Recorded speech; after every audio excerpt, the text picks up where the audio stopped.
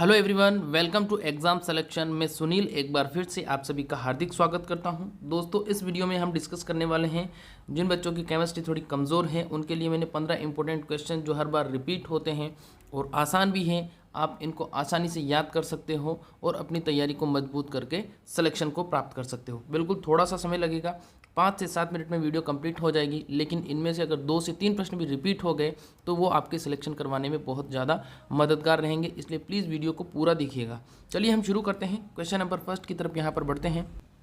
Question number first यहाँ पर दिया गया है, सॉइल सिकनेस का संबंध किस फसल से है। ऑप्शन नंबर ए है आपके पास में ज्वार, बी है बाजरा, सी है अरहर और डी है मक्का।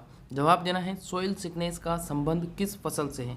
यहाँ पर राइट आंसर की बात करते हैं। जिसने यहाँ पर राइट आंसर दिया है ऑप्शन नंबर ए ज्वार, बिल्कुल सबका सही जवाब है। सॉइल सिकनेस का मतलब होता है जो हमारी मृदा होती है उसमें पोषक तत्वों की कमी हो जाती है और पोषक तत्वों की कमी होने के कारण हमारी मृदा जो है उसमें वीकनेस आ जाती है, या ये कहूँ कि वो कमज़ोर हो जाती है, और इसी को अपन सॉइल सिकनेस के नाम से जानते हैं। ठीक है, नेक्स्ट प्रश्न की बात करते हैं। अगला यहाँ पर दिया गया है क्वेश्चन नंबर दूसरा, मृदा क्षरण की वह अवस्था जो किसान की मृत्यु कहलाती है। जवाब देना है बेटा आपको। ऑप्शन नंबर ए है यहाँ पर परत क्षरण, बी है बौछार क्षरण, सी है रील क्षरण और डी है अवनालिका क्षरण। मृदा क्षरण की, सॉइल इरोजन की कौन सी अवस्था किसान की मृत्यु कहलाती है। बिल्कुल यहाँ पर बच्चे जवाब देते हैं इसका ऑप्शन नंबर ए। जिस बच्चे ने ऑप्शन नंबर ए परत क्षरण या शीट इरोजन जवाब दिया है बिल्कुल सबका सही है, क्योंकि इस विधि में क्या हो जाता है, पोषक तत्व बहकर चले जाते हैं और मृदा के अंदर पोषक तत्वों की कमी हो जाती है और ये इरोजन दिखाई भी नहीं देता है। इसीलिए इस इरोजन के बारे में कहा गया है किसान की मृत्यु होना, या इसे सॉइल इरोजन का कैंसर भी कहते हैं। अगला देखिए, नेक्स्ट प्रश्न तीसरा दिया गया है यहाँ पर, कृषि रसायन विज्ञान के पितामह कौन कहलाते हैं। जवाब देना है बेटा। ए है आपका यहाँ पर डोक्यूचेव, बी है यहाँ पर जीवी लिबिग, सी है आपका पीटर डिक्रीसेंजी और डी है डॉक्टर MS स्वामीनाथन। कृषि रसायन विज्ञान, यहाँ पर जवाब देना है आपको एग्रीकल्चर केमिस्ट्री। यहाँ पर आप बात करते हैं राइट आंसर की, तो कृषि रसायन विज्ञान के पितामह कहलाते हैं JV लिबिग। ठीक है, ध्यान रखना JV लिबिग जो है वो कृषि रसायन विज्ञान के पितामह कहलाते हैं। और रसायन विज्ञान के अलावा यहाँ पर मृदा विज्ञान की बात करूँ तो मृदा विज्ञान के पितामह आपके डोक्यूचेव कहलाते हैं। ठीक है, नेक्स्ट प्रश्न की बात करते हैं। अगला यहाँ पर दिया गया है, मृदा के A और B संस्तर मिलकर क्या कहलाते हैं। ये प्रश्न बहुत बार रिपीट हुआ है बेटा। मृदा के A और B संस्तर मिलकर क्या कहलाते हैं। ए है आपका सोलम, बी है रिगोलिथ, सी है रिगोसोल और डी है कोई नहीं। मृदा के A और B संस्तर मिलकर क्या कहलाते हैं। बिल्कुल यहाँ पर बच्चे इसका जवाब देते हैं मृदा के A और B संस्तर मिलकर। जिन बच्चों ने ए जवाब दिया है बिल्कुल सबका सही जवाब है। ए और बी संस्तर सोलम कहलाते हैं। A plus B plus C संस्तर की बात करूं तो वो रिगोलित हो जाएंगे, और जो मृदा के अविभाजित संस्तर होते हैं, अविभाजित संस्तर क्या कहलाएंगे, बिल्कुल अविभाजित संस्तर रिगोसोल कहलाते हैं। ठीक है, यहाँ पर बात करते हैं सोलम जो है उसे अपन बात करें तो सत्य मृदा भी उसे कहते हैं, या ट्रू सोयल के नाम से भी उसे जाना जाता है। नेक्स्ट प्रश्न की बात करते हैं। अगला यहाँ पर दिया गया है, मृदा में सबसे अधिक मात्रा में पाया जाता है। ऑप्शन नंबर ए है आपका मृदा जल, ऑप्शन नंबर बी है मृदा वायु, सी है खनिज पदार्थ और डी है जीवांश पदार्थ। मृदा संगठन की बात हो रही है बेटा। यहाँ पर मृदा संगठन में बताना है सबसे अधिक मात्रा में क्या पाया जाता है। कमेंट करके बताना है A, B, C या D। बिल्कुल यहाँ पर अपन बात करते हैं मृदा में सबसे अधिक मात्रा में पाया जाता है, तो बिल्कुल यहाँ पर जो बच्चे इसका जवाब देते हैं खनिज पदार्थ लगभग 45% पाया जाता है, और जीवांश पदार्थ की बात करें तो ये लगभग आपके 5% के समथिंग पाया जाता है। मृदा जल और मृदा वायु दोनों ही 25% और कुल आपके 50% पाई जाती है। देखिए इंपॉर्टेंट है बेटा, एक एक सवाल पूरी वीडियो देखनी है, समय कम लूँगा और ज़्यादा नॉलेज दूंगा आप लोगों को। अगला यहाँ पर देखिए, अगला यहाँ पर दिया गया है, सोइल शब्द किस भाषा का है। सोइल शब्द किस भाषा से बना है, कमेंट करके बताना है बेटा आपको। ऑप्शन नंबर ए है आपका यहाँ पर लेटिन, बी है आपका ग्रीक, सी है फ्रेंच और डी है रोमन। सोइल शब्द की बात करते हैं तो सोइल शब्द जो है वो सोलम से बना है, और वो आपके कौन सा शब्द हो जाएगा, बिल्कुल यहाँ पर बच्चे जवाब देते हैं ए, बिल्कुल सबका सही जवाब है। इस तरीके से आप अपनी तैयारी का आकलन भी कर सकते हैं कि आपको कितने प्रश्न आते हैं। ठीक है, यहाँ पर बात करते हैं। अगला यहाँ पर दिया गया है क्वेश्चन नंबर 7, राजस्थान में सर्वाधिक मृदा वाला गण कौन सा है ना। जवाब देना है राजस्थान में सर्वाधिक मृदा वाला गण, यानी कि कौन सा गण है जिसकी मृदाएं सर्वाधिक पाई जाती हैं। ए है आपका वर्टिसोल, बी है एंटीसोल्स, सी है एरिडिसोल्स और डी है एल्फीसोल्स। जवाब देना है राजस्थान में सर्वाधिक मृदा वाला गण। बिल्कुल यहाँ पर बात करते हैं जो बच्चे इसका जवाब देते हैं एंटीसोल, बिल्कुल सबका सही जवाब है। और एरिडीसोल्स की बात करूँ तो जो शुष्क क्षेत्र होते हैं, शुष्क क्षेत्रों में एरिडीसोल्स मृदा पाई जाती है या रेतीले या रेगिस्तानी क्षेत्रों में। ठीक है, नेक्स्ट प्रश्न की बात करते हैं बेटा। अगला यहाँ पर दिया गया है पीएफ वैल्यू, बहुत ही इंपॉर्टेंट है बेटा। पीएफ वैल्यू को परिभाषित किसने किया था?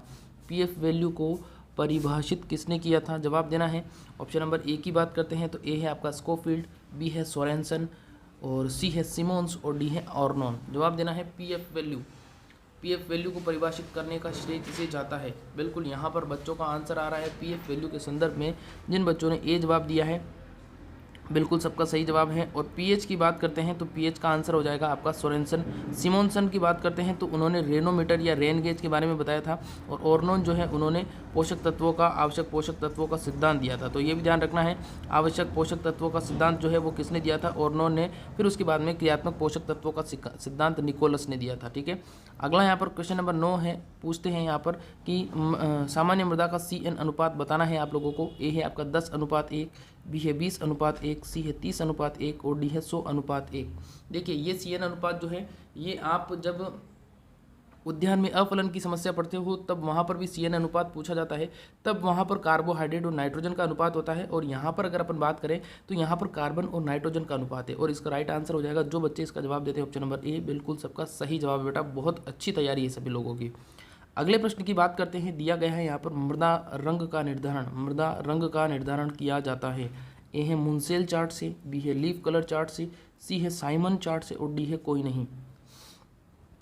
मृदा रंग का निर्धारण, बिल्कुल यहाँ पर मृदा रंग के निर्धारण की बात करते हैं तो मृदा रंग का जो निर्धारण है वो किसके द्वारा किया जाता है? जिन बच्चों ने यहाँ पर लीफ कलर चार्ट दिया है बेटा उनका आंसर गलत है। लीफ कलर चार्ट के द्वारा पोषक तत्वों के बारे में ज्ञान किया जाता है मुंसेल चार्ट, ऑप्शन नंबर ए इसका राइट आंसर हो जाएगा। मुंसेल चार्ट के द्वारा मृदा रंग का निर्धारण किया जाता है। ठीक है, हम नेक्स्ट प्रश्न की बात करते हैं। दिया गया है यहाँ पर टेंशियोमीटर, जो अभी AAO के अंदर पूछा गया था। टेंशियोमीटर कितनी बार तक नमी का मापन करता है? टेंशियोमीटर कितनी बार तक नमी का मापन करता है? ए है आपका 0.5 बार, बी है 0.8 बार, सी है 0.10 और डी है 0.2। AAO के अंदर इसी प्रकार से इस प्रश्न को पूछा गया था। जवाब देना है बेटा, इसका आंसर क्या होगा? ए, बी, सी या डी? बिल्कुल यहाँ पर बच्चे इसका बी जवाब देते हैं। बी इसका राइट आंसर हो जाएगा 0.8, या इसको अपन 0.85 0.85 बार तक भी माप सकते हैं। नमी या तनाव का मापन टेंशियोमीटर के द्वारा किया जाता है। अगला यहाँ पर दिया गया है बेटा क्वेश्चन नंबर 12, बहुत बार रिपीट हुआ है। काली कपास मृदा किस गण की है? जवाब देना है, काली कपास मृदा किस गण से संबंधित है? एंटीसोल, वर्टीसोल, एरिडीसोल्स और एल्फीसोल। जवाब देना है, काली कपास मृदा किस गण से संबंधित है? जवाब देना है ए, बी, सी या डी। बिल्कुल, काली कपास मृदा की बात करें कहाँ पर पाई जाती है? सबसे ज़्यादा कोटा क्षेत्र में पाई जाती है, राजस्थान के, और वर्टीसोल के अंतर्गत आती है, जिसमें सबसे ज़्यादा कपास को अपन उगा सकते हैं। हालांकि कपास का उत्पादन हनुमानगढ़, श्री गंगानगर में होता है। अगला यहाँ पर दिया गया है क्वेश्चन नंबर 13, जैविक मृदा में जीवांश पदार्थ की मात्रा बतानी है बेटा, कितनी पाई जाती है? बहुत ही इंपॉर्टेंट प्रश्न है। जवाब देना है, जैविक मृदा में जीवांश पदार्थ की मात्रा। ए है आपका 10% से अधिक, बी है 15% से अधिक, सी है 20% से अधिक और डी है आपका 11% से अधिक। जवाब देना है बेटा, इसका आंसर क्या होगा? जैविक मृदा में। बिल्कुल यहाँ पर बच्चे सी जवाब देते हैं। जैविक मृदा की बात करें तो जिन मृदाओं में 20% से अधिक जीवांश पदार्थ होता है वो सारी की सारी जैविक मृदाएं कहलाती हैं। मोस्ट इंपॉर्टेंट है, ये प्रश्न पीछे पूछा भी गया है। अब सिर्फ 2 प्रश्न और बचे हैं, इनको भी आपको देखना है। अगला यहाँ पर दिया गया है कि मृदा की सबसे छोटी इकाई, मृदा की सबसे छोटी इकाई क्या कहलाती है?